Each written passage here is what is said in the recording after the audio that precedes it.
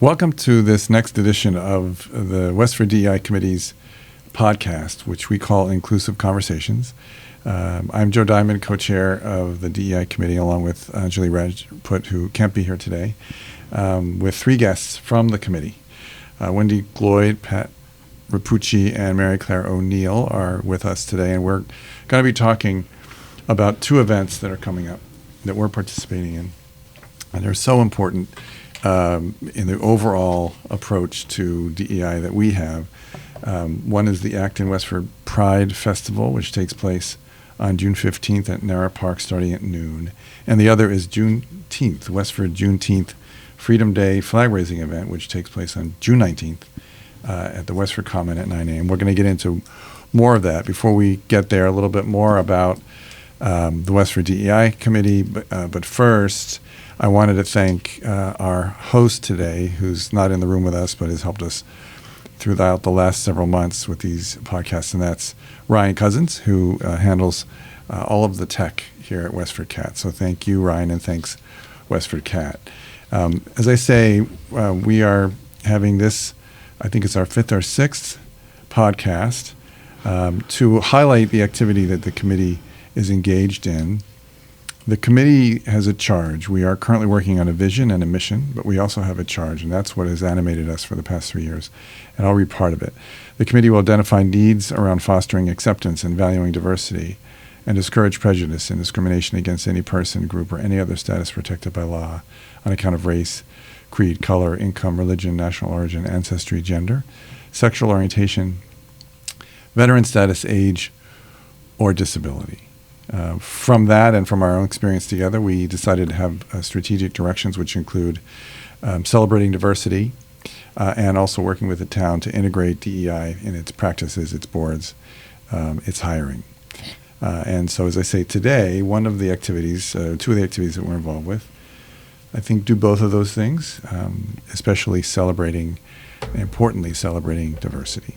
We wanted to start with people saying hello, but wanted to ask Wendy to say hello and to give us a brief history of Pride, what and how that Pride Festival that we are getting involved with the town of Acton fits into that. So Wendy, please say hello. I must say before you get started, sorry, that Mary Claire and Pat have been here before as guests talking about themselves as part of our effort to bring an understanding of who's on the committee to the community. We haven't done that with you yet, Wendy, so that's why we wanted to take this opportunity to do that, as well as hear a little bit about Pride, and then we'll hear a little bit about Juneteenth. So please. Okay. Thank you, Joe. Honored to be here. I am a lifelong Westford resident and went to the Westford Public Schools, so a lot of the work that we do is very passionate to me, and I have a lot of knowledge of what life was like for me going through the school systems. And we didn't have any GSA groups or any support in terms of being gay, lesbian, transgender, or any other letters of the LGBTQ family. So it was a rough go way back in the day, and I'm so honored to be a part of this committee as we are raising visibility of these groups within Westford. And it's important to me not just on a personal basis for what I consider my own community, but for other folks in town that need the support, because I know what it is like to be disenfranchised, to be have beer bottles thrown at you for who you are, to be called names, and to be generally thought of as an undesirable person. And I think that was most salient to me when I was in college in the late 80s, when the AIDS crisis was in its rampant form. And I think back then I saw a lot of commonalities with it affecting mostly the gay male population, Black and brown communities, and IV drug users. And it was a true shame of how the federal government and the FDA did not take the required steps very quickly, or monies put forth to help those communities to get a much needed medical care, or to develop the needed medicines and vaccines that would help folks. So I think back then I developed a large passion and saw that my community was not just the LGBTQ community. It was much beyond that, of many different types of disenfranchised people. And into talking a little bit about Gay Pride Month, I think a lot of folks see rainbows all month, and I hear a lot of folks mentioning they get tired of seeing the rainbows all of June. And that is, I'd like to point out that a lot of that is the commercialization of the gay pride, and realization by companies that gay people, LGBTQ people have a lot of money to spend. And it becomes fashionable, but when the chips are down, those companies are not necessarily supporting our community, as we've seen with many companies like Target that had issues last year with their merchandise and folks coming in and being unkind. And they really saw what it means to live in that community, and support that community. And instead of hitting that straight on, they moved the LGBTQ section to the back of the store, or entirely removed it from the store. And those are hurtful things, because it makes it, you see who your real friends are when the chips are down. And that just showed, that's one small example of how we feel unsupported as a community, that we can't just move our identity to the back of the store or make it go away. It's with us 365 days a year. And honestly, I am a rainbow 365 days a year. And, it's your point is so well taken. We've made progress, but there's more to do. Yeah. Obviously. Tell us a little bit about how Pride Month developed, or the history, when it started. We were talking about that a little bit last night. Sure, yeah. So back in 1969, there was what was called the Stonewall Riots. So that took place in Greenwich Village in New York City. Police back then routinely raided gay bars and put folks in jail, or actively beat or harmed folks as they were arresting them, and they were treated as really second-class citizens. So in this particular riot in 1969 at the Stonewall Gay Bar, it was mainly female, Black, transgender folk who stood up and said, we're not taking it anymore. They started marching the next day, and that became the first group movement towards LGBTQ rights and liberation, which is still going on today. We've seen some strides made with gay marriage being allowed in Massachusetts in 2004, which was a huge win. Was that the first? Were we the first state? We were the first state. I was very proud of that.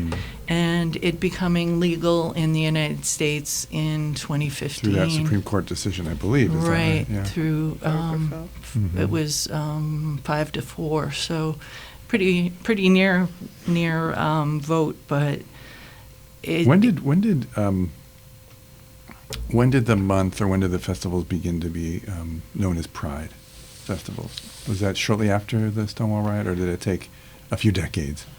It definitely took decades after that of activity and folks just showing up. And it was kind of, I would say it was more regional in the beginning because it had started in Greenwich Village in New York. So that became the annual place or circumstance for a Pride festival. And then it became localized in other cities that had a large LGBTQ population. And it wasn't till many years later that folks were starting to feel comfortable enough to raise their hand. We'll talk about this more in terms of local, in terms of working with ACT. And in fact, I think that's probably how we'd like to close today with some details about the event on June 15th. The other event that's also in June, interestingly, is Juneteenth. And we'd love to ask Pat to give us a quick history. I think we all are familiar, but I think it's probably important to sort of go back a little bit and give us a little bit of history of Juneteenth and why. In fact, we could talk a little bit about how the connection, not just temporally, like we're in the same month, but what is the connection? So, well, I had no idea what Juneteenth was, so a couple of years back, and I thought, I better do my homework because this is history. So I'm actually going to use some of the information from an author, Annette Gordon-Reed, and she has a really good book, and it's called On Juneteenth. So I did not know this part of American history at all. And so back in June 19th, 1865, enslaved African Americans in Texas were told that slavery had ended 2 years after emancipation.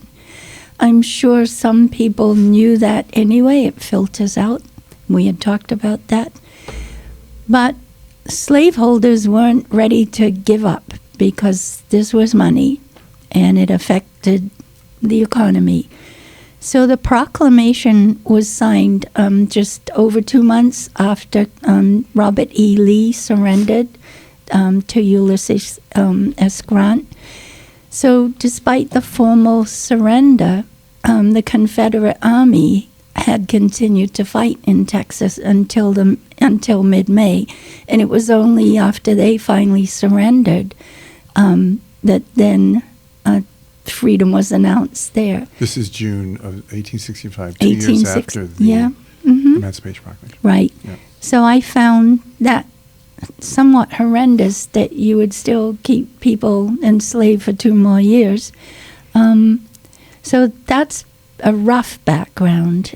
And as we all know, there are still issues, and I recommend reading the book. So for me, this was a real eye-opener history-wise. And I, as a child, hadn't grown up here, so I'm always trying to piece together bits of American history to fill in.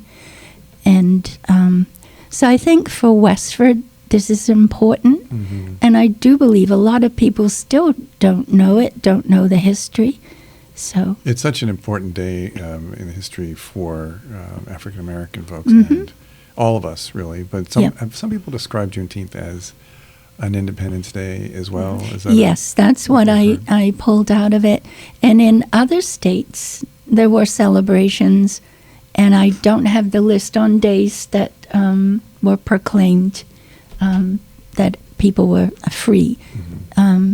So I just found it fascinating that nowhere in school history books was this to be found. I know, Right. I know, it's terrible. And I think that the history you were talking about, Wendy, hopefully that makes its way into history books as well. This one should too. It should. Hopefully it has. I haven't looked, but I'll continue to look. This is an interesting point. Mary Claire, you were on the school committee. In fact, you led it for a while. And we have a good connection with the schools, and we've worked with the curriculum director. I wonder if this might be a good thing for us to do, just to check in with the curriculum director and offer our support for anything in the curriculum that could provide more information about both of these. I think that's a wonderful idea, and we could provide resources because it's not just Juneteenth; it's also like Black Wall Street. Right. Right. My husband and we grew up in different states, so different state curriculums. Neither one of us, until maybe 2 years ago, or maybe a little bit longer, had ever heard of Black Wall Street because it wasn't taught. Right. So I do feel like, as a society or as an educational system, we have a responsibility to tell the whole story, not just the cherry-picked things. And the stories that reflect struggles for freedom, if you will, on the part of people who we know or even who we don't know. Right. Westford is diverse. It is the kind of community that we know is becoming more diverse. But there are groups in Westford that aren't necessarily represented as much as other groups. But it's important for us, I think, as people who come from different backgrounds, who have experiences that would allow us to be sensitive to these situations that we're talking about, to recognize that when we talk about Pride and when we talk about Juneteenth, we're talking about specific experiences, but we're also universalizing the need to reflect on what people have gone through and our fight against intolerance. Yeah, and I think to point out that just because you see the world a certain way or you've been taught a certain way doesn't mean that's the only way. People in the LGBTQ community, interpret their experience differently. So do, African Americans or Muslims or whatever it may be. And it's so important to learn about one another's communities and history, and then we can respect them. Right. Or hopefully it will lead to mutual respect. Right. And celebration. And celebration, absolutely. And sort of recognizing the important differences, but all the important commonalities. Yep. And I think about this from an immigrant perspective when my father brought us here for, in quotes, the better life. And I remember being a teenager going, why did I not know about slavery? And so I went on a quest to learn, but nowhere was that on the horizon when we were making that transition. Right. Yeah. So, Wendy, you and I talked about this yesterday. What would you say the connection is between the two? I think the struggle of both communities to have rights that are taken for granted by many other folks in the community, and to just maybe not feel ostracized would be the ideal. We would, I think the Black and Brown communities would probably agree that the ideal would be to not have to have any kind of special celebrations, but just to be celebrated for who we are. And the reason we still do have to have Juneteenths and Prides is because so many of the days we do still feel that otherness that people don't realize, that that maybe they don't realize they are making us feel other, or by their actions or their words. But legislation is so important, where I think the gay and the Black and brown communities are very connected, where voter suppression rights are under siege right now for the Black and brown communities. And for the LGBTQ folks, we have the transgender legislation in states across the United States that are taking hold and causing youth and adults in our community to not have the gender affirming care that is their right and their due. And it's just very upsetting. So I think the big commonality is the struggle still continues, and each of our votes matter, and showing up matters. Yeah, I mean, it's interesting, something you said, and I'll please offer any reflections, but just real quickly, one of the points you made was that there can be, and I think this is not cured, but addressed by information and awareness, there can be an unintended othering that happens because of a lack of awareness. Right. And so there's that function, there's that effect of these events, but there's more too. It's also very overt. We need to make sure we celebrate. Were you gonna? I'm sorry. Yeah, I just had this conversation recently with a family member, and why does a gay person need to come out? Right. Does a heterosexual person come out? Nope. No, they marry who they love. They date who they love. They, are together with the person that they love. Why is it a responsibility for a gay person to tell everyone? Why do they have to announce to the world their sexuality, you know? And I think that really very much goes to your point, Wendy, of normalizing this and just, so we don't need special days like this. Right. And then as the mother of a gay son, you sort of live in constant fear something's going to happen. At least I do. And I've heard some of the interactions he's had over time.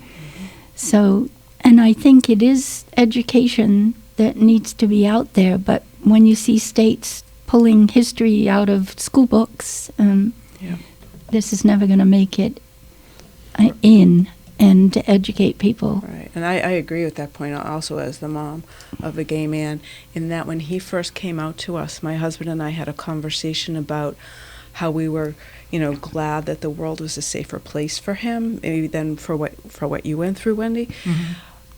But you know what? We don't feel that way anymore. No. We're scared for him. We're scared for all members of the LGBTQ community because their rights are being taken away by people who do not understand or don't want to take the time to learn to understand. And I had something said to me that I still don't quite know what to make of this, that your children are gay, it's the mother's fault. I said, so it's my fault? And why is it a fault? So many misconceptions, right? So many corrosive misconceptions. I'm sorry you had to hear that. That was just this past year, Well, actually, you all make interesting points. One of the things I was thinking as you were talking was about how we are headed to, I think, a better place where race or other statuses won't matter. That we will be, if you will, enlightened in a blind in an enlightened way, and it seems to fluctuate. Right? We seem to make progress. We seem to go 2 steps forward, but I think that understanding is constantly being enhanced when it comes to the LGBTQ community or to the Black community. That understanding history, understanding the nature of these celebrations, moves us forward. We know that there's been in the last 10 years horrible racism Yep. And we also know that there's been, the issues that you're talking about, Wendy, with the LGBT community. But the vision that you articulate, I think, is something to, keep our eyes on that prize, if you will, for a time when we're when those things don't matter. You don't need to make a point about it. And you don't need to come out. Right. You just are who you are. Yeah, you are who you are. Yep. And people love you for that. Right. And I do think that it's great to be in Massachusetts on many levels. Massachusetts also is not perfect, Right. so we have room to grow here. I must say. Let me ask this: we have a few minutes left. With our conversation as context, let's get into some of the details of the event on the 15th, the Pride event, and then the Juneteenth event. I must say that Wendy, for the committee, has led the organizing of both, so thank you. Wendy is a dynamo. She has done amazing things. Indeed, and we very much appreciate Thank it. you. Yes. So if you could go over some of the details of the Pride Festival, and then we'll talk about the flag raising for Sure. Juneteenth. I would love to. So I'm very excited that Acton and Westford are have this town-to-town relationship that we've developed in order to have the event at Nara Park in Acton on Saturday, June 15th. Acton's done this before by itself, right? We're joining. Last year they did it their own, but it wasn't sponsored by the town. So, so this is the first time both towns are That's great. bringing this event forward. So, and more towns locally in Massachusetts having their own Pride festivals. It's almost becoming a little bit hard to make sure that we are all covered, and we can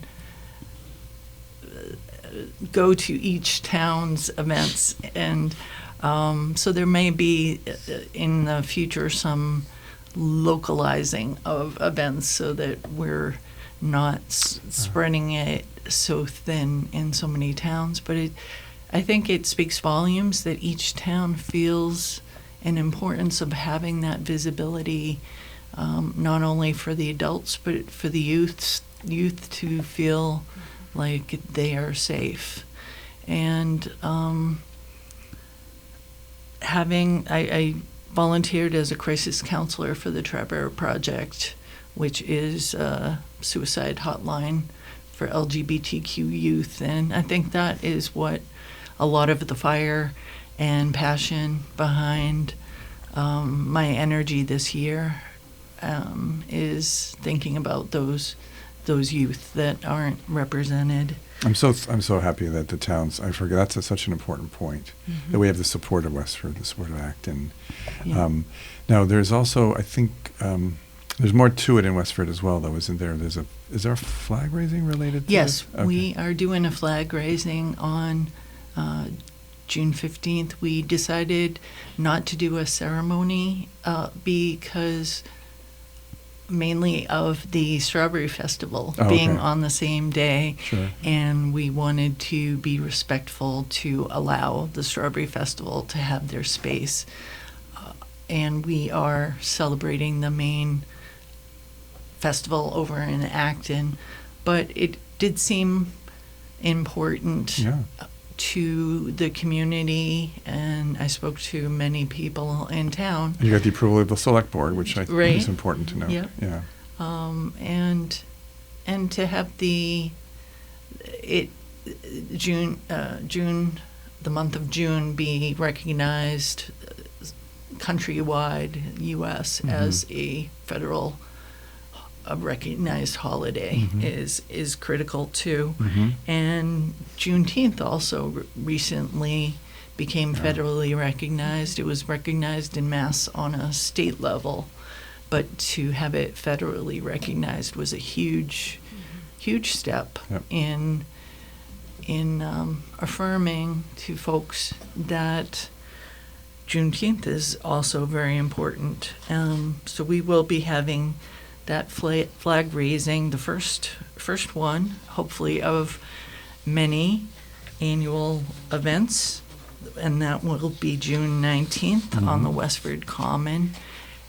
And afterwards, we will be having, proceeding over to the Westford Museum for additional history on slavery in Westford given by a local historian. So I think that will be a fascinating event, and I hope many people will join us for that.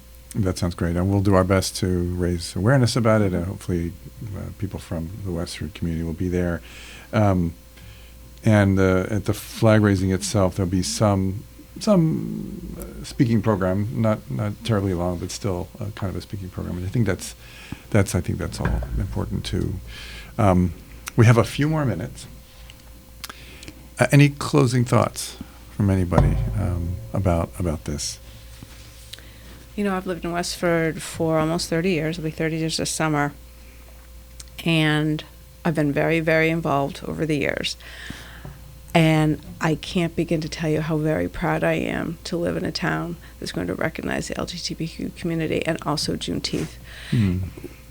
It's so important to have representation and to have respect for all of our citizens. And so I am just so proud to live here and to, you know, play a very tiny role in it as a member of DEI. So, you know, I'm thrilled with the way this is going. Well said. Yeah. Well said. Yeah, same here, because I've lived here 50 years, and you would have never guessed that we have come this far. I wouldn't have thought about that. And then what I failed to mention, that Juneteenth was passed June 16th, 2023, by our president. Oh.